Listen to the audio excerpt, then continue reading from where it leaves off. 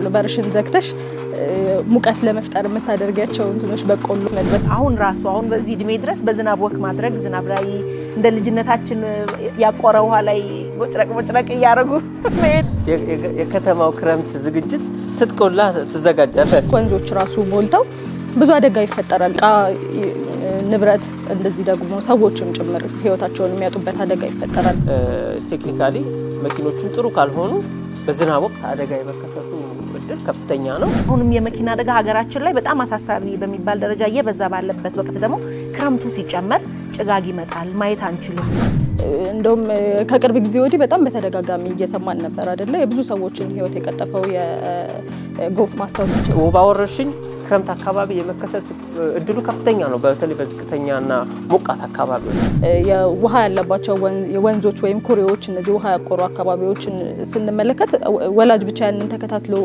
ላያደን ይችላል ምክንያቱም ልጆቹ ቤት ናቸው የሚውሉት የሚያደርጉትን ነገር ሁሉ ጊዜ ላንጠብቅ እንችላለን ለአደጋ የተጋለጡትን መኖሪያ ቤቶች ሁላ ተጸድተው አካባቢ ወንዝ በጥሩ ሁኔታ እንዲፈስ የሚያደርግ የወንዝ ዳር ፕሮጀክቶችን ባለፈው ስንጎበኝ አይተናል ያንተ ልምድ ደግሞ ለየት ያለ ነው ሊሆን ቢችል ከተማውን ያወራችሁት እናንተ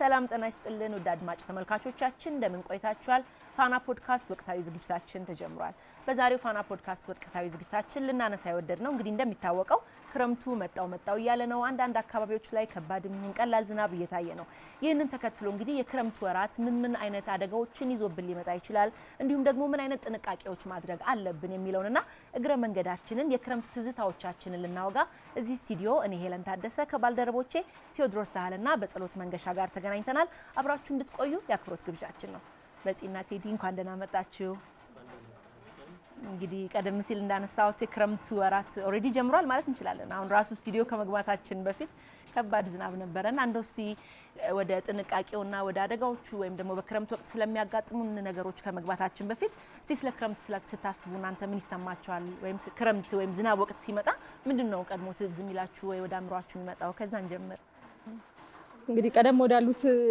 ጊዜ ስንመለስ የትምርት ጊዜ የሚዘጋበት ነው ረፍት ምንሆንበት ነው ቤት ውስጥ ብዙ ጊዜያችንን እናሳልፈበት ጊዜ ነው ክረምትና ኃይለኛ ዝናብ ይዘንባል ከዛ ደግሞ መብረቅ አለ ከዛ ጋር ተያይዞ የሚመጣ ብዙ እንትኖች አሉና ቤት ውስጥ ብዙ መታሳልፊያቸው እንትኖች አሉ በርሽን ዘግተሽ ሙቀት ለመፍጠር የምታደርጋቸው እንትኖች በቆሎ እንት ማለት መጥበስ ሊሆን ይችላል ከቤተሰብ ጋር ብዙ ጊዜ ታሳልፊያለሽ አንድ ላይ ሌላ ደግሞ መጽሐፍ ልታነቢ ትችያለሽ ወይ ፊልም ልታይ ትችያለሽ ብቻ ድባቡ ደስ ይላል የሚፈጥረው ነገር የዝናብ የክረምቱ ድባብ ቤት ውስጥ ብናሳልፈው ነገር ቆንጆ ነው ደስ ይላል ከዛ ውጪ ደግሞ የጥበብ ሰዎች እንደውም ብዙ ጊዜ ይሄ የተመስጦ ጊዜያቸው ነው እና የፈጠራ እንትናቸውን የሚጠቀሙበት ይመስለኛል ለዛ የመብረቁ ድምጽ የዝናቡ ድምጽ እንደዚህ ያሉት ነገሮች ጥሩ ስሜት ይፈጥራሉ በያስባለው ግጥም ለመጻፍ የሚጽፉ ሰዎች ወይ ዜማ ለመድረስ ወይ ደግሞ እንደዚህ የድርሰት ስራዎችን የሚሰሩ ሰዎች ጥሩ ድባብ ይፈጥርላቸዋል ከዛ በተቃራኒ ደግሞ የክረምቱን ሁኔታ የማይወዱት ሰዎች ይኖራሉ አይደል ወደ ውጪ ለማውጣት ተመችቶ ስለማንወጣ ጫማ ማስተካከል ወይ ልብስ መደረብ ጭቃማ የሚሆኑ ሁኔታዎች አሉና አንዳንዶች ደግሞ ይሄኛው ምቾት የማይሰጣቸው አሉ ግን እኔ በግል ብዙ ጊዜ ቤት የምናሳልፈው ከሆነ የክረምት ድባብ ቆንጆ ነው ማለት የዝናቡን ድምጽ እየሰማሽ እንትን ማለቱ ራሱ ጥሩ ስሜት የሚፈጥር ይመስለኛል በግሌ እኔ ደስ ይለኛል ክረምት ሲመጣ እሺ ካም እንግዲህ እናንተ የከተማው ነው ቴዲ የከተማው ያንተ ልምድ ደግሞ ለየት ያለ ነው ሊሆን ቢችል ከተማውን ያወራችሁት እናንተ ከከተማ እኔ አርሶ አደር ነው ከክፍለ ሀገር ነው ያደኩት ቤተሰቦቻችን አርሶ አደሮች ስለሆኑ ክረምት በእኛይን ደግሞ የተለየ ነው በአንድ በኩል ክረምት ሲመጣ ትዝ የሚለን የክረምት ዋናው ያዝመራ ወቅት ነው ቡሄ ያለ በክረምት የሚታወስ የጾም አለ 16 ፍልሰታ ጾም ይጾማል አለ ሌሎች ከበርካታ ምናሳልፍባቸው ሁኔታዎች አሉ ቅድም እንዳላችሁት አንዳንድ ሰው ክረምት ማለት ምን ክረምት ከብደኛል እንደው ከክረምት ሙቀት ይሻለኛል የሚል ሰው አለ እኔ ባደኩበት ስሜት ክረምት በጣም ነው የሚጠበቀው እንደውም ሰኔ አጋማሽ ጀምሮ ዝናብ ይጠበቃል ዝናብ ሲጥል ተስፋ ነው። ምክንያቱም ክረምት ብዙ ስራ የሚበዛበት ነው፣ ዘር የሚዘራበት ነው።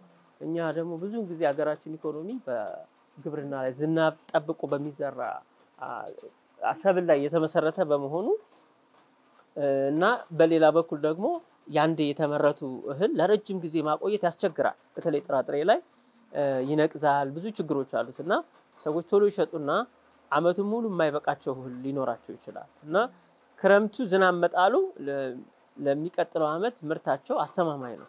ዝናብ ባይጥል እንግዲህ የነበራቸውን የባለፈውን አመት ምርት ይሸጡታል እንዳይበላሽ ብለው ወይም ደግሞ ቶሎ ተጠቅመው ጥቅም ላይ ውሏል አልቋል። ስለዚህ ያላቸው አማራጭ ምንድነው? የሚቀጥለውን አመት መጠበቅ ነው እና ዝናቡ ሲመጣ በቃ ተስፋ ነው ሁሉ ነገር። ለእጽዋት ይለመልማል። ሰኔና ግንቦት ፀሐይ በነበረበት ሰዓት ደርቆ የነበረው አቧራው ምኑ ዝናብ ሲጥል በቃ ሁሉ ነገር በቃ ለምለም ነው፣ ተስፋ ነው። መስከረም ላይ ጥቅምት ላይ የሚጠበቀው እሸት የሚጠበቀው ለምለም ሳር ሁሉ ነገር በቃ የክረምቱ መሰረቱ ክረምቱ ነው። በእርግጥ ክረምት ላይ በጣም ስራ የሚበዛበት ወቅት ነው።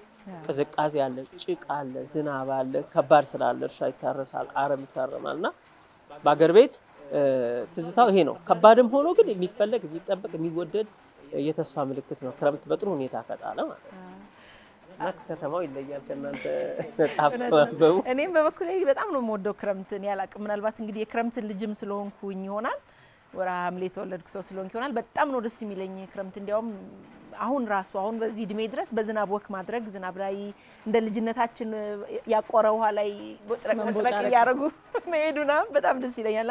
ልጆች ሆነን እንግዲህ ያው እናንተ ማሳልፋችሁታል። ቤት ውስጥ በቆሎ ተቀቅሎ ወይ ተጠብሶ ወይ ደግሞ በመጥበሻ ወይ በመቆያ ተቆልቶ ወይም ደግሞ ሚጣጢስ ወይም ስኳር ድንች ምናምን ብቻ ሙቀት ለሆድ ገበር ናቸው የተባሉ ሙቀት ይፈጥራሉ የሚባሉ ምግቦችን ይደረግና ቤተሰብ ሰብ ብለን ዝናቡን እየሰማን ቅድም በጸሎት የምናነሳሽው በተለይ እኔ መጋራለሁ ለጥበብ ሰዎች ያው የሚፈላሰፉበት የዝናቡ ድምጽ ጠብታው እንደዚህ አርጎኝ ምናምን ይያሉ ዲቴል ከተፈጥሮ ጋር የሚነጋገሩበት እንዲነጋገሩ እድል የሚፈጥርላቸው ይመስለኛልና እኔም ክረምት በጣም ነው ደስ የሚለኝ። እንዳልነውም ደግሞ አስቸጋሪነቱ እንዳለ ጭቃው አለ፣ መንገድ አለ፣ መመቸት አለ።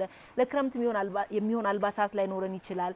በተለይ ተማሪና አስተማሪ ስትሆን እረፍቱን በደንብ ቤት ውስጥ ነው የምታርፈው። ሌሎች ግን እንደኛ ወይም ደግሞ ክረምቱን ስፔሲፊክሊ ክረምቱን የማያልፉ ሰዎች ግን ያው እንደ በጋው ወቅት በጣም የተቸገሩ ትራንስፖርትም ችግር ሊኖር ይችላል። ምክንያቱም በኋላ እናነሳዋለን ዝናብ ጠብ ባለ ቁጥር የመንገዶች አለመመቸት፣ የመኪና መጨናነቅ፣ የትራፊክ ፍሰቱን መቀነስ ምናምን አይነት ነገሮች ሊከሰቱ ቢችሉም ግን እንዲሁ ደግሞ ስናስበው ቴዎድሮስም እንዳነሳው በተለይ ደግሞ የተስፋው ምልክት ወደፊት ልንደርስበት ያለ ነው እንዳልከው እሸት የሚሰበሰብበት የታረሰም ፍሬ የሚሰጥበት በክረምት ጠብ በሚለው ዝናብ ስለሆነ ከሱ አንፃር እኔም ክረምት እንደው ዝናብ ደስ ይለኛል ለማለት ፈልጌ ነው። ግን አንድ ነገር ልጨምርላችሁና የከተማው ክረምት ዝግጅት ትጥቆላ ተዘጋጃላችሁ።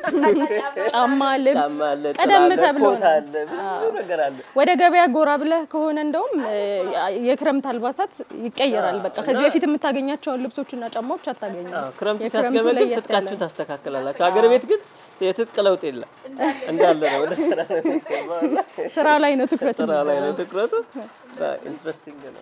ብርዱን ምኑን መቋቋም የምንችልበት ክረምት ጭቃውን መቋቋም የምንችልበት የሆኑ አንዳንድ ዝግጅቶች ያስፈልጋልና እንደው እስቲ በዚሁ ካነሳ ነው አይቀር ክረምት ነገር ደግሞ የተለያዩ አደጋዎች ክረምት ወቅቱ ሲመጣ ያው ኃይለኛ ዝናብ መምጣቱ አይቀርም። ከዝናቡ ጋር ተከትሎ ደግሞ ጎርፍም ሊመጣ ይችላል፣ የመሬት መንሸራተትም ሊመጣ ይችላልና በርካታ አደጋዎች ሊከሰቱ ይችላሉ በክረምት ወቅትና እስቲ እንደው የተወሰኑትን እናምሳ። በክረምት ወቅት በአብዛኛው ምን አይነት አደጋዎች ሊያጋጥሙን ይችላሉ የሚለውን ብናነሳ። ያው እንግዲህ አደጋ ከተባለ አንፃር ከተባለ ብዙ ክረምት ከአየር ንብረቱ ከዝናቡ መብዛት ጋር በተያያዘ በከተማ ብቻ ሳይሆን በገጠርም በከተማ የሚከሰቱ አደጋዎች ይኖራሉ። ብዙ በልዩነት ይኖራቸዋል። ለምሳሌ በገጠር የሚከሰቱ አደጋዎች በከተማ የማይከሰቱም ሊኖሩ ይችላሉ። እንደገናም በተቃራኒ በከተማ የሚፈጠሩና በገጠር የማይፈጠሩ እንደዚህ አይነት ነገሮች አሉ። ከአኗኗራችን ከህዝቡ ተጠጋግቶ ከመኖር ከምንጠቀማቸው የመጓጓዣ አይነቶች አንፃር ከአለን መሰረተ ልማቶች አንፃር የሚፈጠሩ አሉ። ስለዚህ አሁን ለምሳሌ የመኪና አደጋን ብናይ ከተማ ይበዛል። ገጠርም አካባቢ መንገድ መኪና በሚገባባቸው ቦታ ሊኖር ይችላል። ግን ከተማ አካባቢ መኪና ከመብዛቱ የተነሳ እና የአየር ንብረቱ በራሱ የሚያመጣቸው ችግሮች ይኖራሉ። ለምሳሌ መኪኖች እርጥበት ስለሚኖረው ሰበቅ አይኖርም። መኪኖች በቀላሉ መቆም ላይችሉ ይችላሉ። እንደገና እይታ ሊከለል ይችላል በጉም በተለያዩ መንገዶች። ቴክኒካሊ መኪኖቹም ጥሩ ካልሆኑ በዝናብ ወቅት አደጋ የመከሰቱ እድል ከፍተኛ ነው። ሌሎች ተያያዥ ጉዳዮች ሊኖሩ ይችላሉ። አሁን ለምሳሌ አስፋልቱ በውሃ ሊሞላ ይችላል፣ ጎድጓዳው ላይ ይታይ ይችላል። መኪና ብዙ አይነት ችግሮች ሊፈጠሩ ይችላሉ በከተማ አካባቢ። የመኪና አደጋ ለምሳሌ አንዱ ነው ካለው ከተማ ሁኔታ አንፃር ማለት ነው። አዎ እንዳነሳው ቴዲ በከተማም በገጠርም ደግሞ ከሚያጋጥሙን ችግሮች በብዛት የምናነሳቸው የጎርፍ አደጋ ነው። ኃይለኛ በተደጋጋሚ ዝናብ በዘነበ ቁጥር የጎርፍ አደጋ ተጋላጭ የሚሆኑ ብዙ ቦታዎች አሉ። በተለይ ደግሞ በከተማ ላይ የሰው ያኗኗር ሁኔታም የጥግግት ያለበት ቦታ ከመሆኑ አንፃር አንዳንድ ቦታዎች ላይ የፍሳሽ ማስወገጃ ቦታዎች እንትኖች ቱቦዎች የመዘጋት ነገር ይኖራል። እሱ ይሞላና ደግሞ ወደ ቤት ውስጥ የመግባት ሰዎች ብዙ የንብረትና የሰው እንትን የሚያስከትሉ አደጋዎች አሉ። ከዛ ባለፈ ደግሞ ወንዞች በራሱ የሚሞሉበት ሁኔታ አለ። ከነዚህ ከቱቦዎቹ ባሻገር ወንዞች ራሱ ሞልተው ብዙ አደጋ ይፈጠራል። እቃ ንብረት እንደዚህ ደግሞ ሰዎችም ጭምር ህይወታቸውን የሚያጡበት አደጋ ይፈጠራልና ክረምት ላይ በደንብ ተጠንቀቀን ካላሳለፍነው ቀደም ብለን ጥንቃቄዎችን ማድረግ ካልቻለን ብዙ አደጋ የሚፈጠርበት ወቅት ነው የሚሆነው። እንዳላችሁት ነው። የጎርፍ አደጋው ላይ በሰፊው እንመለስበታለን። በተለይ ቴዎድሮስም ቅድም እንዳነሳው በተለያዩ አካባቢዎች የሚከሰተው በእንጣና አሁን ከተማ ላይ የሚከሰተው የመሬት መንሸራተት ብናነሳው ለምሳሌ ከተማ ቦታዎች ላይ ብዙ ሲያጋጥም አናይም። ተራራማ ቦታ ከፍታማ ቦታ የሆኑ ቦታዎች ላይ ነው በጎርፍ ምክንያት ወይም ደግሞ በከባድ ዝናብ ምክንያት የመሬት መንሸራተት ሊነሳ የሚችለው። ግን ቀደም ሲል ቴዎድሮስ እንዳነሳው በተለይ የመኪና አደጋ እንዲያው እንኳን ዘንቦብሽ እንዲያውም ጤዛነሽ አንሁን እንጂ አሁንም የመኪና አደጋ ሀገራችን ላይ በጣም አሳሳቢ በሚባል ደረጃ እየበዛ ባለበት ወቅት ደግሞ ክረምቱ ሲጨመር ጭጋግ ይመጣል፣ ማየት አንችልም። መኪናዎች የሚያጸደበት እንትን የሚያጸዱበት መጥረጊያቸው ማይሰራ ሊሆን ይችላል፣ መብራታቸው ማይሰራ ሊሆን ይችላል። ባሽ ከኋላ ያለ መኪና ከፊት ያለን መኪና ፍሬንሲዝ ቅድም የሚያቀው ከኋላ ያለው መኪና ከኋላ ያለውን መብራት ከፊት ያለውን ቀይ መብራቱን አይቶ ነው። ጭጋግ ሲሆን ኢቭን ታክሲ ላይ ምናምን ራሱ ካያችሁ ታክሲ ሹፌሮች ምናምን እየነዱ ጭጋጉን ለማጽዳት በእጃቸው ወይ ደግሞ በፎጣ ነገር ይወለውላሉ። ኤሲ የላቸውም ማሞቂያ የላቸውም። ቢያሞቀውና እንፋሎቱን የሰውን ትንፋሽ እንዲቀንስ ቢያደርገው ጥሩ። ግን ደግሞ ለአደጋ ማጋለጥ ሰው እንዲየነዳም እየጠረገም ወይንም ተሳፋሪ ራሱ ጥረግ እኔም አንድ ሁለቴ አርገን እናቃለን። መቼስ እርግጠኛ ነኝ በክረምቱ ምክንያትና አዎ አስፋልቶች ራሱ የተቆፈሩ አስፋልቶች አንዳንዴ ሳናየው ለጥገና የተከፈቱ መንገዶች ክፍት ውሃ አቆረው ግን ደግሞ ቅርብ ይመስልና በጣም በፍጥነት መኪናው ለማለፍ ሲሞክር የሚያጋጥሙ በርካታ አደጋዎች አሉ። ቴዎድሮስ ቅድም እንዳነሳው መሬቱ እርጥብ ስለሚሆን ጎማው ፍሬንሲዝ ከመሬቱ ጋር ጥብቅ የማለቱ አይደል ሽርትት ብሎ ሰበቃ አይኖርም። በፈለገው ፍጥነት መኪናው ላይ ቆምለት ይችላል። በፈለገው አቆምበታለሁ ባለው ፍጥነት ላይ ቆምለት ይችላልና አንድ የክረምት እንደው ማለት አሉታዊ ጎን ወይም ደግሞ ሊያጋጥሙ ከሚችል አደጋዎች መካከል ቴዎድሮስ እንዳነሳው የመኪና አደጋ በጣም ከባድ ይመስለኛል። ሌላ በክረምት ሊከሰት የሚችሉ አደጋዎች ለምሳሌ በሽታዎች በዋናነት በሞቃትና ዝቅተኛ ቦታ ከሆኑ ደግሞ በተለይ የወባ ወረርሽኝ ክረምትን ዝናብ ከጣለ በኋላ በሚያቁር ውሃ በተለይ ሞቃት አካባቢዎች ዝቅተኛ ቦታዎች ላይ አየር ንብረቱ ይመቻቸዋል ለወባ መራባት እና ወባ ወረርሽኝ ክረምት አካባቢ የመከሰት እድሉ ከፍተኛ ነው በተለይ በዝቅተኛና ሞቃት አካባቢዎች። ስለዚህ የወባ በሽታ በወረርሽኝ ደረጃ እንደሚከሰት ስለሚታወቅ አሁን የጤና ጥበቃ በክረምት በራሱ ዘመቻ አለው።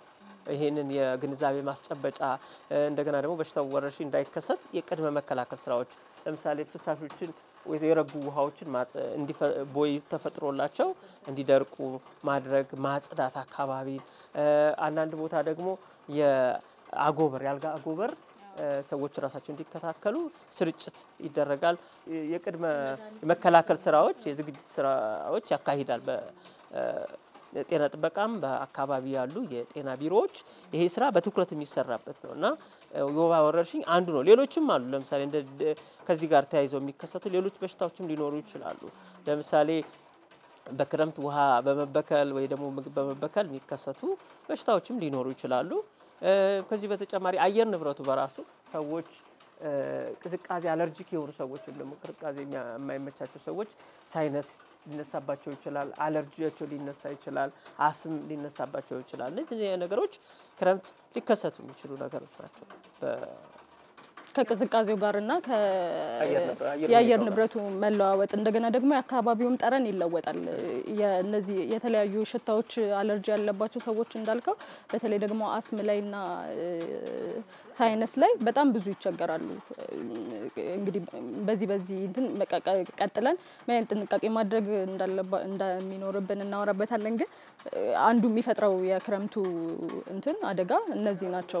ሌላም አንድ ሁለት ልጨምርላችሁ ከዚህ ውጪ በጭስ መመረዝ በከሰል ጭስ መመረዝ በክረምት በተደጋጋሚ አደጋዎች ደርሰዋል። በተለይ ከተማ አካባቢ ብዙ ጊዜ ግን እንደው ይቅርታ ስላቋረጥኩ በክረምት በጭስ መመረዝን የምናነሳው ብዙ ጊዜ ከበዓላት ጋር በሚገናኙ ስራዎችን ስንሰራ ነው። ግን እንዳልከው በክረምት በተለይ ሙቀት ለመፍጠር ሰው ስለሚፈልግ ቅድም ምን አለን ቤት ውስጥ በተለይ ደግሞ በአብዛኛው ጊዜውን ቤት ውስጥ የሚያሳልፍ ሰው ቅዝቃዜ ስለሚኖር ሙቀት ለመፍጠር ከሰል እናቀጣጥላለን። ቅድም እንዳልነው በቆሎ መጥበስ ወይ እነዚህ ስኳር ድንች ምናምን እንትን ለማለት ከሰልን ነው የምንጠቀመው። ያ ደግሞ ብዙ ጊዜ የከሰሉ ጭስ የሚወጣበት እንትን ካላገኘ ብዙ ውስጥ የመታፈን ሁኔታ ይፈጠራል። ደግሞ ይሄ ምንድነው አይታወቀንም። ይሄ የዚህ የከሰል ጭስ ብዙ ጊዜ እየጎዳን እንደሆነ ሳናቀው ነው። ልክ መጨረሻ ላይ ብዙ አደጋዎች አይታችሁ ከሆነ ሰዎች ከወደቁ በኋላ ነው የከሰል ጭሱ እንደጎዳቸው ራሱ የሚታወቀውና ወደ ጤና ተቋምም ሲሄዱ ከቆይታ በኋላ ነው ችግሩ ያ እንደሆነ የሚታወቀው እንጂ ብዙ ሰዓት አብረነው ቁጭ ብለን ወይ እዛው እየተጠቀምንበት ተኝተንም ሊሆን ይችላል። በዛው ነው በቃ እንትን የሚለው ጉዳት የሚያደርሰውና እንደ እንቅልፍ ነው የሚወስደው። እንደ እንቅልፍ ቀስ አድርጎ ነው እንትን የሚለው። እሺ የከሰል ጭስ መርዛማ የከሰል ጭስ ያው አሁን አንዱ ጉዳይ ነው። ከተማ እንግዲህ አካባቢ ሙቀት ለመፍጠር ያው ጭሱ የሚፈጠረው በቂ ኦክሲጅን ቤት ውስጥ ካልገባ ነው። ማለት የሚቀጣጠለው በቂ ኦክሲጅን ካገኘ መርዛማ ጭስ አይወጣውም ከሰሉ። ለዛ ነው ቤቱ ከተዘጋጋ ግን አየር አይገባም። ያለውም የሚቀጣጠለው የሚያወጣው ጭስ መርዛማ ነው እና ለዛ ሰዎች እየተመቻቸው ሞቋቸው እንቅልፍ እያላቸው በዛ ህይወታቸው ሊያልፍ ይችላልና በተደጋጋሚ ሰዎች ሞተው ተገኝተዋል። እና ይሄንን ጥንቃቄ እንዲያደርጉ። ከዚህ ውጪ ክረምት መብረቅ እና ኤሌክትሪክ አደጋ ይፈጠራል። መብረቅ አሁን ከተማ ውስጥ ብዙ አልተለመደም። ለምን ይመስላችኋል? ከተማ ውስጥ ብዙ ጊዜ መብረቅ ጥሎ ሰው ሞተ፣ ሰው ገደለ ሲባል ብዙ አይሰማም። ብዙ ጊዜ ሜዳማ ገጠር አካባቢ ነው የሚከሰተው። ያው ትልልቅ ህንጻዎቻችን ላይ መብረቅ መከላከያ ምናምን ነገሮች ስላሉ ይሆን በቃ አሁን ከተማ ውስጥ መብረቅ መከላከያ ያላችሁ ሁሉም ተቋማት ኤሌክትሪኩ ቻርጁ ይሄ መብረቁ ሲመጣ ተቀብሎ መሬት ውስጥ ነው የሚከተው። ገጠር ግን ስትሄዱ የለም እንደዛ አይነት መከላከያ። ግራውንዲንግ ነው የሚባለው በኤሌክትሪሲቲ። ግራውንዲንግ ስለሌለ በተለይ ገጠር አካባቢ ዝናብ ሲጥል ሰው የሚጠለለው ዛፍ ስር ነው። ቤቱ ሩቅ ሊሆን ይችላል።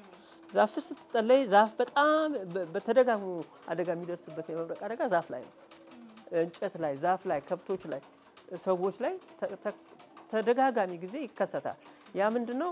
ዛፉ መብረቁ ሲመጣ ተቀብሎ ወደ መሬት የሚከተው ነገር የለም። ቀጥታ ሰው ላይ ወይ ዛፉ ላይ ወይ እንስሳት ላይ ነው የሚያርፈውና በተደጋጋሚ አገር ቤት ያሉ ሰዎች ዝናብ ለመጠለል ዛፍ ስር ባይቀመጡ ባይጠለሉ ይመከራል የሚባለው ለዚህ ነው። ድሮ ልጆች ሆነንም እኮ እንሰማለን ዛፍ ስር አትቁሙ መብረቅ ይመታችኋል ምናምን ሜዳ ላይ ምንም ያለበት ቦታ ነው። ሌላው የኤሌክትሪክ አደጋ ነው። ኤሌክትሪክ አደጋ እንግዲህ ክረምት ንፋስ አለ፣ ወጀብ አለና የኤሌክትሪክ ምሰሶዎችን ይጥላቸዋል።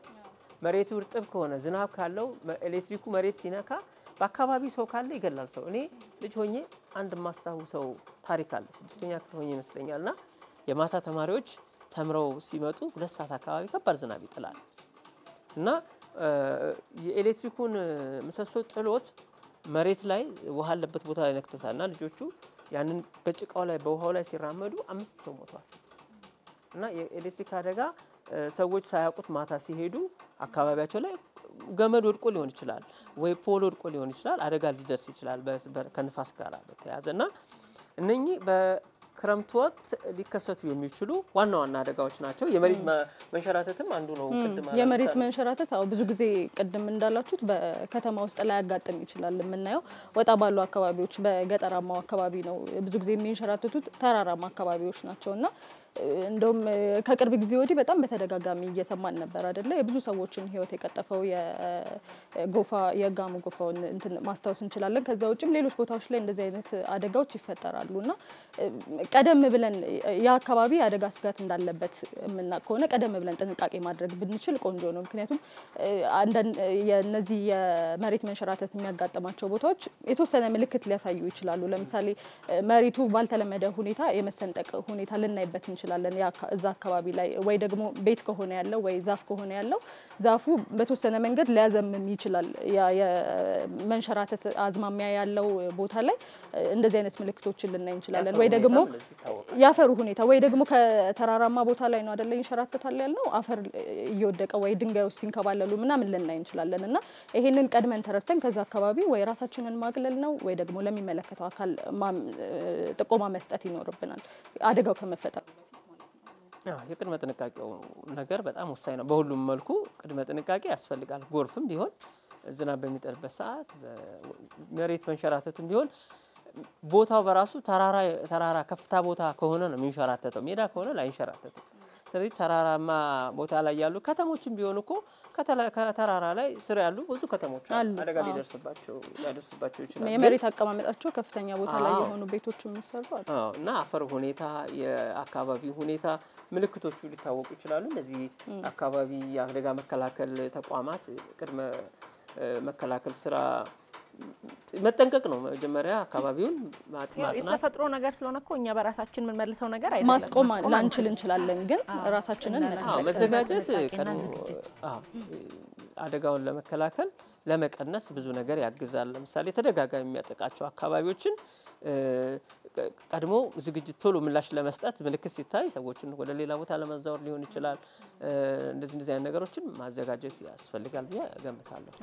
እንዳነሳው ነው ቴዲ በተለይ ወደ ኋላ ለመለስ ልበልና የኤሌክትሪክ አደጋና የመብረቁ እውነት ነው። እኛ ሀገር ማለት ከተማ ውስጥ በአብዛኛው የመብረቅ አደጋ ባይከሰትም ግን እንደው አንድ ኢንተርኔት ላይ ያነበብኩት ነገር ትዝ ብሎኝ ነው። በተደጋጋሚ 7 ጊዜ ይሁን 11 ጊዜ መብረቅ በጣም የሚከታተለው የሚመታው ሰውዬ ነበርና ፋይናሊ ኢቭን በሞቱ ራሱ ሞቶ ተቀብሮ ራሱ መቃብሩ ላይ መብረቅ መጥቶታልና ሚስበው አሁን ኤሌክትሪክ ቻርጅ ያረጋል ያልክ ስታስረዳ እንዲያውም በቃ ይሄ ሰውዬ በሞቱም አንዴ ያረፈበትን ቦታ መብረቁ ምልክት አድርጎ ደጋግሞ እየመታው ነው ብዬ ያሰብኩ ነበርና እንዳልኩ በተደጋጋሚ እኛ ሀገር ወይም ደግሞ እዚህ ከተማ ውስጥ ላይኖር ይችላል። ግን ድምጹ አንዳንዴ የሚፈጥረው ከባድ ድምጽ ጩኸት የወደቀ እስኪመስል ድረስ አጠገብሽ የወደቀ መኪኖች ኢቭን ቤቶች ራሱ ፎቅ ላይ ወይም ደግሞ ኮንዶሚኒየም ላይ የሚኖሩ ሰዎች መንቀጥቀጡን ፊል እስክናደርገው ድረስ በጣም ከባድ ጩኸት ይጮሃል፣ ያስደነግጣል። እሱም ግን ያው ጥንቃቄ አሁን ከመብረቅ እኔ እንጃ እንዴት ጥንቃቄ እንደምናደርግ ያ ሰውዬውን 7 እንዲ ያለ መብረቁን ካልሸወደው በስተቀር እንደዛ ደጋግሞ እስኪመታ ድረስ ግን ቅድመ እንዳልነው እዚህ ከተማ ውስጥ ስላለ ግራውንዲንግ ወይም ደግሞ ሲስተሙ ስላለ ለዛ ብዙ ተጋላጭ ላንሆን እንችላለን። ቴዳ እንዳነሳው ደግሞ ኤሌክትሪክ አደጋም እንደዛው ንፋስ ሲነፍስ ዝናብ ሲዘንብ በጣም በተለይ ደግሞ ከባድ ንፋስ የቀላቀለ ዝናብ በሚዘንብበት ወቅት ኤሌክትሪክ ገመዶች የመውደቅ የመበጠስ አደጋ ሊያጋጥም ይችላል። ብዙ ጊዜ መብራት ይቋረጣል እንደዛ ሲሆን። ግን እዛው አቅራቢያ ላይ ያሉ ሰዎች ካሉ እንዲያው ኤሌክትሪክ ውሃ ላይ በሚወድቅ ጊዜ ምን ማድረግ አለብን የሚሉ ቲፖችን በማየት ወይም ደግሞ በመጠየቅ ራስን መከላከል መጠበቅ ይቻላል ብዬ አስባለሁ። ሌላው ደግሞ እንዳነሳችሁት የመሬት መንሸራተት ነው። የመሬት መንሸራተት በጸሎት ቅድም ብለሻል። በጣም ከቅርብ ጊዜ ወዲህ በተለይ ወደ ደቡቡ ክልል በጣም ይገርመኛል። አንዳንዴ በጣም ደሴም አካባቢ ተከስቷል መሬት መሰንጠቅ። አዎ እና እንትን ነው የለም የሆነ መሬት ነው አፈሩ አይደለም የሚይዘው ነገር ስለሌለ የሚደግፈው ነገር ስለሌለ ይመስለኛል ዝናብ ሲነካው ወይም ትንሽ እርጥበት ሲበዛበት ተንሸራቶ የሚወድቀው። እንደው እግረ መንገዳችንን አረንጓዴ አሻራን እዚህ ጋር ማንሰት ምንችል መሰለኝ። ማለት እነዚህ ዛፎች አፈርን ለመጠበቅ አይደለ አካባቢን ለመጠበቅ ኢኮሲስተምን ለመጠበቅ ምን ተክላቸው ዛፎች እንደው ዛሬውኑ ተክለናቸው ዛሬውኑ ውጤታቸውን ባናይ ለነገ ለቀጣዩ ትውልድ እንደዚህ አይነት ስጋት ላለባቸው ቦታዎች ራሱ እንደ መፍትሄ ወይም ደግሞ እንደ አንድ እንትን የሚሆን ይመስለኛል። ዘላቂ መፍትሄ ተደርጎ ነው የሚወሰደው። አሁን ቅድምኛ እንዳልነው ይሄ በጊዜያዊነት ሰዎቹን ከዛ ቦታ ማንሳት ወይ ደግሞ እነሱ የሚያደርጉትን ጥንቃቄ እንዲያደርጉ ከማድረግ ባሻገር ይሄ አረንጓዴ አሻራው ማለት የተራቆቱ አካባቢዎችን በእጽዋት መሸፈን ቦታው ዘላቂ መፍትሄ እንዲያገኝ ነው የሚያደርገው።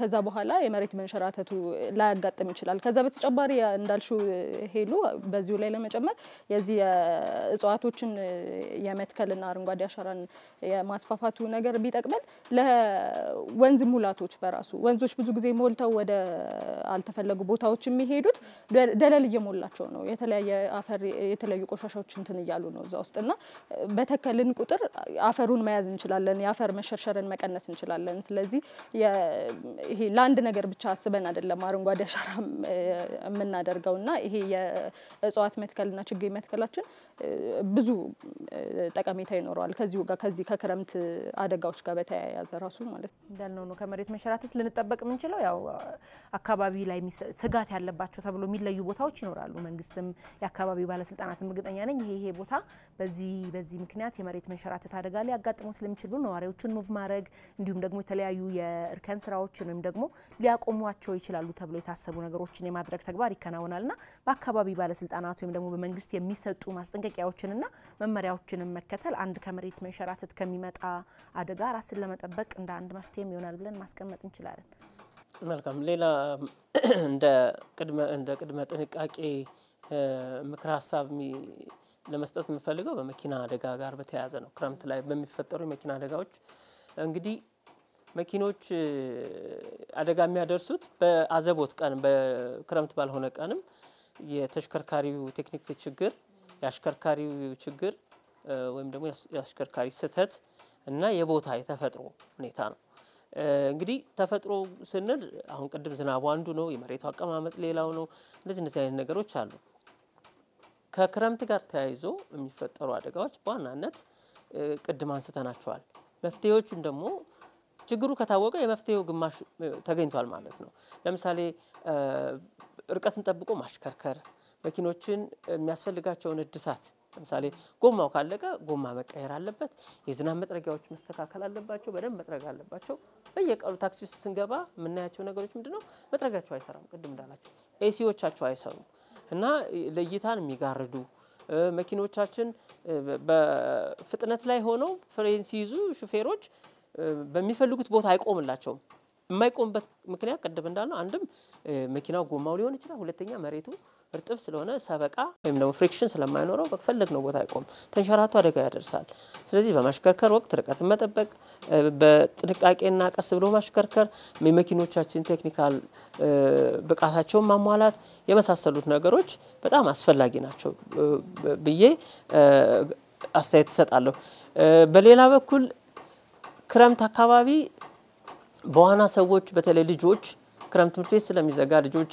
እንግዲህ ከሰፈር አካባቢ ውሃ የተጠራቀመበት ወንዝ ቦታ ይሄዱ የመጫወት ዝንባሌ አለ በተደጋጋሚ አደጋዎች ደርሰዋል የእሳትና ድንገተኛ አደጋ መከላከል እንደዚህ ብዙ ጊዜ ሲያወጡ አይተናል ልጆች አደጋ ደርሶባቸውና ክረምት ወላጆች ልጆቻቸውን መጠበቅ አለባቸው ከእንደዚህ አይነት ድርጊት ልጆቻቸውን ደራሽ ውሃ መጥቶ ዝናብ ሲጥል ባህሪውን አያውቁትም ብዙ ልጆች ዝናብ ሲመጣ ጨዋታ ነው ሐሳባቸው ይሰረቃል ውሃም ሲመጣ አያውቁትም እና ዋና ውስጥ ጠልቀው ዘው ሊሞቱ ይችላሉ ጎርፍ ወስዷቸው ሊሞቱ ይችላሉና ልጆቻቸውን ወላጆች ክረምት እረፍትም ቢሆን በጥንቃቄ የሚውሉበትን ቦታ መከታተልና መጠበቅ አለባቸው ከእንደዚህ አይነት አገር ቤትም ቢሆን ወደ ክፍለ ሀገርም ቢሆን ደግሞ ዝናብ ሲጥል ይታወቃል ስንት ሰዓት የት ቦታ ሲጥል የትኛው ጎርፍ ቤት በኩል እንደሚመጣ ይታወቃል አካባቢያችንን ነቃ ብሎ መከታተል ማየት የዝናቡ መጠንም አሁን ደግሞ የኢትዮጵያ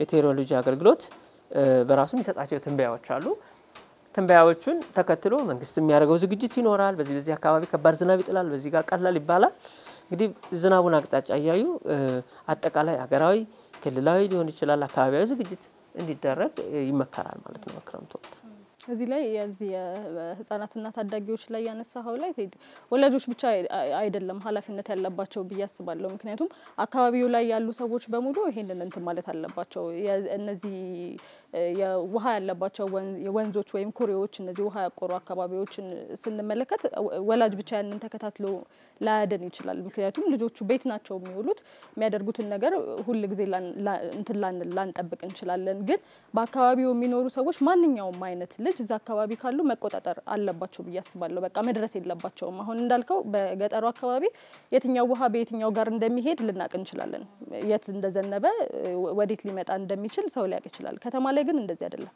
በቃ ደራሽ ውሃ ከመጣ መጣ ነው በቃ ጥርግ አድርጎ በጣም ብዙ አደጋዎች ሰምተናል እንደዚህ በጣም አሰቃቂ ትንንሽ ልጆች በጣም የሚያሳዝኑ ከአንድ ቤት ውስጥ እንትን ያሉ ልጆች አሉ በተለያየ አጋጣሚ የሚያጋጥሙ አደጋዎች አሉና ወላጆች ብቻ አይደለም ተቆጣጥረው የሚችሉት ይሄን አካባቢው ላይ ያለ ሰው በሙሉ ይሄንን እንትን ማለት አለበት መቆጣጠር አለበት በቃ እዛ አካባቢ እንደዚህ የውሃ አካላት ያሉበት አካባቢ ላይ ልጆች መታየት የለባቸውም በቃ በአጠቃላይ በተለይ በክረምት በጣም ከባድ ነው የሚሆነው ስለዚህ ሁላችንም ኃላፊነት አለብን በያስባለሁ በተለይ እንደዚህ አይነት ቦታዎች ላይ ያሉ ሰዎች በደንብ ኃላፊነት ወስደው ልጆችን መጠበቅ አለባቸው አያውቁትም ኢቭን ልጆች እኮ ጥልቀቱንና ማለት ቅርብ ነው የሚመስለው ስለዚህ ይሄ የሚያቆር ውሃ ለኛ አንዳንዴ እንኳን እንዲሁ ዝም ብለሽ አሁን እኔ በአካባቢ በማልፍበት በጣም ኃይለኛ ዝናብ ሲሞላ ቁርጭምጭሚት ድረስ የሚገባ ውሃ ሊኖር ይችላል ለነዛ ለልጆቹ እኮ ፈን ነው ወይም ጨዋታ ነው የሚመስለው ግን ደግሞ አይታወቅም እንዳልሹ ደራሽ ውሃ ሲመጣ እንደው አያይዘን ሌላው ከክረምት ጋር የሚመጣው አደጋ ስናነሳ ጎርፍ በተለይ ከመሬት መንሸራተት ቀጥሎ ደግሞ ዋነኛው ጎርፍ ነው የጎርፍ አደጋ ከተማም ይከሰታል የተለያዩ ቦታዎች ይከሰታል ሀገራችን እንግዲህ በተለያዩ ጊዜያት እንግዲህ በጣም የሚያሳዝኑ የጎርፍ አደጋዎችን አስተናግዳለች የድሬዳዋን ማንሳት እንችላለን የመካኒሳ ሴሚናሪ ምን ማንሳት እንችላለን የተለያዩ ቦታዎችን ብዙ ህይወት ይቀርባል አሁን በቅርቡ ደግሞ ወደ ደቡብ ኦሞም ሶማሌ ክልልም እንደዚሁ አፋር ክልል ለትልልቅ ወንዞች የሚያልፉባቸው አካባቢ ይከሰታል እንደዚህ አይነት ተጋላጭ ቦታዎች አሉ ሰው እንደዚህ ተጋላጭ የሆኑ ለጎርፍ መከሰት ምክንያት ወይም ደግሞ ቅርብ የሆኑ ቦታዎችን ምን ብናደርግ ነው አታምጣው አይባልም እንግዲህ ሲመጣ ግን ደግሞ እንዳልነው ቅድመ ጥንቃቄ የሚያደርሰውን ጉዳት መቀነስ እንችላለን ለምሳሌ አሁን በአካባቢያችን ያሉ ዲቾች አሁን መቼስ የአስፋልት መንገዶች ታዝባቸዋል ብዬ ተስፋ አደርጋለሁ መኪናዎቻቸው እስከ ጎማቸው እንትን ሀፍ ድረስ እየሞሉ ለምንድነው ብዙ ጊዜ የመኪና ይቅርታሽንና መጨናነቅ ራሱ የሚፈጠረው በዚህ ምክንያት ነው አሉ በሚያቆሩ ውሃዎች ይሄ ምንድነው ዲሽ ምንድነው ይሄ ቦይ ማፍሰሻው ዲሹ በተለያዩ ጎርፍ ይዟቸው ቢመጣው ሊሆን ይችላል ፌስታል ቆሻሻ አሁን ነው እንዲያውም ቆሻሻን በቆሻሻ መጥያ እንዲያውም በደንብ እኮ እየለመድን እየሰለጠን ያለነው አሁን ነው እንጂ እኮ እኔ ድሮ ያደኩበት ሰፈር እውነት ለመናገር ዝናብ ሲመጣ ቆሻሻውን ይዞት ይሄድ ተብሎ ይጣላል ብዙ ቦታ ቦይ ውስጥ ይጣላል ይዞት ይሄድ ከዛ ሄዶስ ፋይናል መጨረሻው የት ነው የሆነ ሳሙኤል ይደለደልና እዛ አካባቢ ላሉ ሰዎች እንቅፋት ነው ፈተና ነው ባሽ ማለፍ ባለበት ትቦ ሳያልፍ ይቀርና ወይም ደግሞ መሄድ ወዳለበት መንገድ ሳይሄድ ይቀርና አደጋ ይሆናል ሶ በየአስፋልቱ ያሉ ትቦዎች መጸዳት ቢችሉ ውስጥ የሚጠራቀሙት ደለሎች ይኖራሉ ፌስታል ቆሻሻ ማውጣት ብንችል አትሊስት ይቀንሰዋል እዛ ድረስ ሙላት ከሚሆን መንገድ ብናመቻችለት ይቀንሰዋል ብዬ ተስፋ አደርጋለሁ ምክንያቱም የክረምት አንዱ ስጋታችን ጎርፍ ስለሆነ ቀድሞ ክረምቱ በጣም ከመግፋቱ በፊት እነዚህ ነገሮች ማከናወን ደግሞ በእነዚህ የውሃ መተላለፊያ ቱቦዎች ብቻ አይደሉም ወንዞች በራሱ መጸዳት ይችላሉ ምክንያቱም ብዙ ጊዜ በጋ ላይ ስናያቸው ያን ያህል ውሃ አይዙም ውስጣቸው የምናየው ደለል ይሄ ቆሻሻ ቅድም እንዳልሽው በጣም የሚያስጠሉ ቆሻሻዎች ነው ተጠራቅመውበት የምናየውና ያ እንትን ወንዙ ሞልቶ ሰው ላይ ጉዳት ከማድረሱ በፊት ክረምት ከመግባቱ በፊት ደለል ይጠረጋል ደለሉን ጠርገን ለሌላ እንትን ማዋል እንችላለን ለማፈር ነው የምናገኘው እሱን ቆሻሻውንም ጠርጎ ማጽዳት ይቻላል ስለዚህ ወይ ደግሞ ውሃው ማስተንፈሻ እንዲያገኝ በሆነ መንገድ ማስተንፈሻ እንዲያገኝ ማድረግ አሊያ ደግሞ እንትን መገደብም ይቻላል የወንዙ ሞልቶ ወደ ሌላ ወደ መኖሪያ ቦታዎች እንዳይሄድና ሌሎች ንብረት ላይ ጉዳት እንዳያደርስ መንገድ ማስቀየር ወይ ደግሞ እንትን ምንድነው ግንብ ይሰራል ተሰርቶ በቃ መንገዱን ብቻ ይዞ እንዲሄድ ማድረግ ይቻላል ከፍ ብሎ ማለት ነው ያ እንትን ካላለ ወደ መኖሪያ አካባቢዎች ነው ሞልቶ የሚፈሰው ስለዚህ ቀድመን አሁንኛ ይሄንንም ልናወራ ያሰብንበት ምክንያት ምንድነው አሁን ገና መጣው እያለ ነው ቅድም እንዳልሹ ክረምቱ ስለዚህ ቀድመን አሁን ላይ ማድረግ የምንችላቸው ነገሮች ምንድነው አሁን እንዳልሹ የፍሳሽ ማስተላለፊያ ቱቦዎችን ማጽዳት እነዚህ ወንዞችን በደለል የተሞሉትን ደለሉን ለማጽዳት መሞከር የሚሰሩ ግንባታ የሚያስፈልጋቸው ከሆኑ የሚመለከተው እንትን ያ ቢደረግበት ቆንጆ ነው ሰዎችም ለዛ ተጋላጭ ነን ብለው ካሰቡ በአቅራቢያ ያለ እንትን ማመልከት ያደጋ ስጋት ያለበትን ምክንያቱም ሁሉንም እንደው የመንግስት አካል ይፍታልን ማለትም አንችልም በራሳችን ማድረግ የምንችላቸው ነገሮች ስላሉ እነሱን ቀድመን መጠንቀቅ ብንችል ብናደርግ ብዙ ምናተርፋቸው ምንቀንሳቸው ጉዳቶች ይኖራሉ ብዬ አስባለሁ በዚህ ረገድ የአዲስ አበባ የወንዝ ዳር ፕሮጀክቶች አሁን እየተሰሩ ያሉት ነገሮች ለውሃ ፍሳሽ በቀላሉ ችግር እንዳይፈጠር ወንዞች ዳር ሰው በፊት ወንዝ ጠርዝ ዳር ሁላ ሰፍሮ ነበር የሚኖረው አሁን ለአደጋ የተጋለጡትን መኖሪያ ቤቶች ሁላ እንትን ተጸድቶ አካባቢ ወንዝ በጥሩ ሁኔታ እንዲፈስ የሚያደርግ የወንዝ ዳር ፕሮጀክቶች ባለፈው ስንጎበኝ አይተናል በጣም የሚያስደስቱ ቆሻሻ እንዳይጣል ያደርጋል። አንደኛ ሁለተኛ ብዙ የተከፈተ ነገር ስለሆነ በደንብ በጥሩ ሁኔታ ነው የተሰራ። ወንዝ ዳር በጣም አስጊ ሁኔታ የነበሩ ሰዎች በሚያስፈራ ሁኔታ የነበሩ ሰዎች ሁላ ከአማራጭ ቦታ ሰጥቷቸው ወደ ሌላ ቦታ መንቀሳቀሳቸው አንደኛ ስጋቱን ይቀንሳል። ምክንያቱም አንዱም የጎርፍ አደጋ ጎርፍ መቼም ከዋናው መፍሰሻው ወጥቶ ብዙ ጉዳት የማድረስ እድሉ የጠበበ ነው በተለይ ከተማ አካባቢ።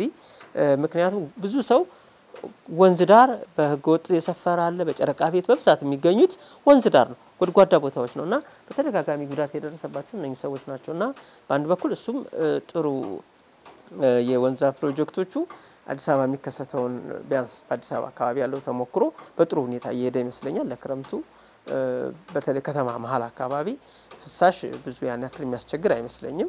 በእርግጥ መንገድ ላይ አሁንም መንገድ እንደ ባህር ሞልቶ አደባባዮች ሲቸገሩ አይተናል። ሰሞኑን ራሱ በዚህ በጣለችው ዝናብ እንግዲህ ይሄን የሚመለከተው አካል ቱቦዎቹን በማጽዳት ፍሳሹን እንዳይጠራቀም መንገድ እንዳይዘጋጋ ችግር እንዳይፈጠር ያደርጋል ብለን ተስፋ እናደርጋለን።